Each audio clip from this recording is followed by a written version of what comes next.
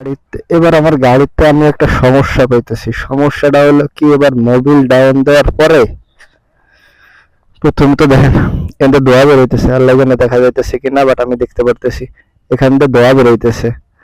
আর Mobil পড়তেছে গাড়িতে, এত মানে বিশ্রী একটা গন্ধ বেরোইতেছে।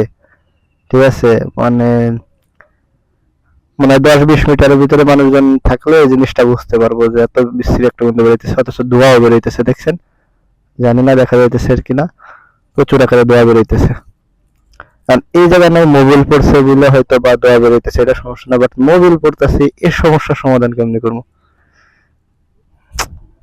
জিনিসটা কারো জানা থাকলে অবশ্যই আমাকে জানাবেন। গাড়ির কন্ডিশন খুবই খারাপ হয়ে গেছে, ওয়াশ টোয়াশ করা হয়নি।